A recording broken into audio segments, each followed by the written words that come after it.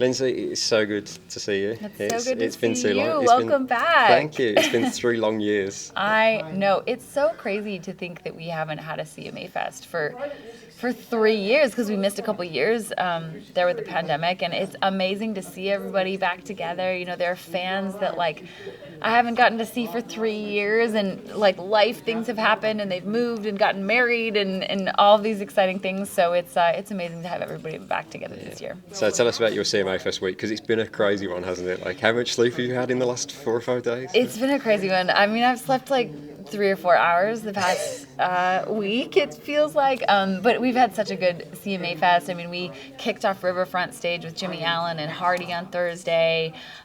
We've had so many fun signings. I had my fan club party on Friday morning at the Wild Horse, which was amazing. It was like a packed house. You got some hungover people to dance as well. Yeah, totally. It was so much fun. And then flew to Boston, played Country Thunder Iowa, came back home on the bus this morning, rolled off the bus, and came right here to do some signings. So it's been a really, really fun weekend, but it's been a crazy one. Is it as glamorous as it sounds for artists? Because you've been here, you've done this before, so yeah.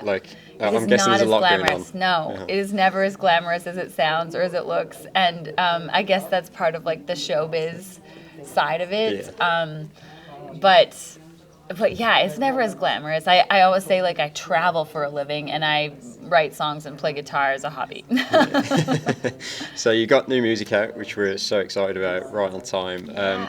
Feels slightly different to the Heart Theory album. It feels like a sort of new chapter for you personally as well. It's a lot more optimistic and very defiant. So tell us about like sort of how it came about, the inspiration behind it. Thank you for saying that. Yeah, I feel like I learned so much writing and recording and releasing Heart Theory. That was like a record I needed to get out, and the music I've been writing is definitely more defiant. I love that word, and stronger. I'm so happy. I feel like we all have learned so much in the past couple years in terms of like even just feeling like a deeper level of gratitude for things in our life, for people in our life, and so I'm writing from a place of that, you know, and a place of enjoyment and truly being happy, and so I cannot wait to release more of this music. Right on Time is definitely the start of this new chapter, and we're gonna roll out more music from LE3 later this year with an album to come early next year. That's so exciting, and you dropped a music video for it as well, which was equally as defiant. And I loved how you got a bunch of very different people together and sort of create this team environment. So. It was so important to me to have a video that really encapsulated that we all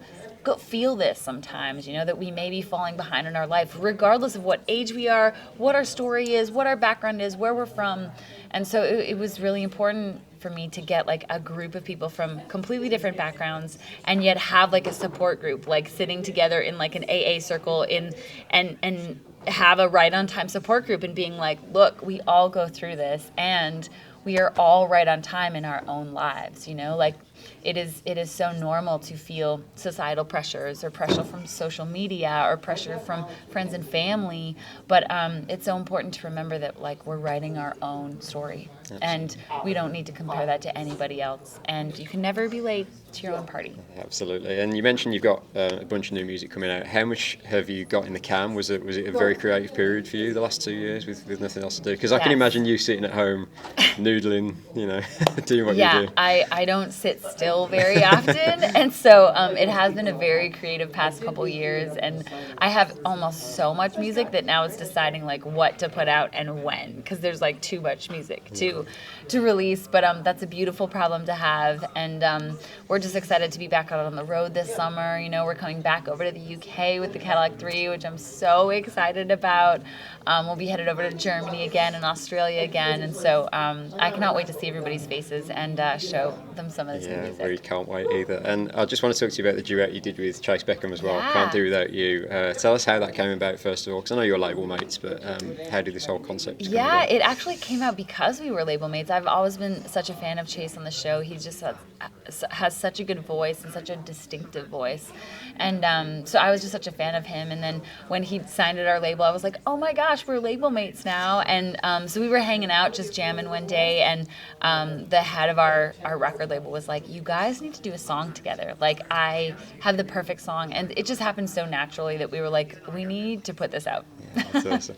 And speaking of live shows now, you've got this May We All thing coming up on, is it June 22nd? Because obviously we're not too familiar with that in the UK, so tell us a little bit about what that is and how you got involved in the project. So May We All is like a country music Broadway, essentially. And I've always felt like we need to have a Broadway show in Nashville because so many, tourists come here, and we need one that tells the story of country music. And so I'm so excited to guest star in it. Yeah, in a few weeks here. It kicked off officially this weekend. And I cannot wait. That sounds awesome. And Boots and Hearts Festival as well. I need to touch on this because Shania Twain, direct support. Dude, I am so excited to open up for one of my childhood idols. This show is going to be such a dream for me. I just cannot wait to be around her. Shania's so cool. She's so smart. And so I hope I can hang with her brilliance as much as she will allow me to. I'm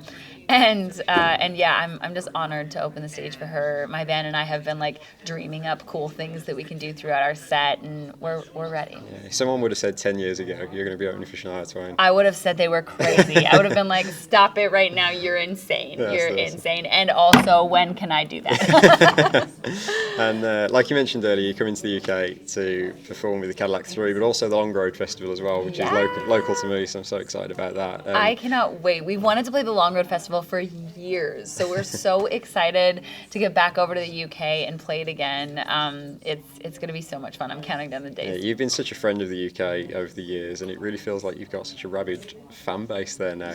Tell us about how that's sort of developed over the years and how much love you got for the people over there. I remember my first tour over to the UK. I was on tour with the band Perry, and I want to say it was 8 years ago. That was a long time ago. Yeah. And I will never forget the fans in the UK. I say this, it's just so special. The fans in the UK have this passion for music that I have never seen anywhere else in the world in my life. And so I will, till the day I die, I will continue to come back to play shows in the UK because of that reason. They appreciate musicianship, they appreciate songwriting, they appreciate human beings.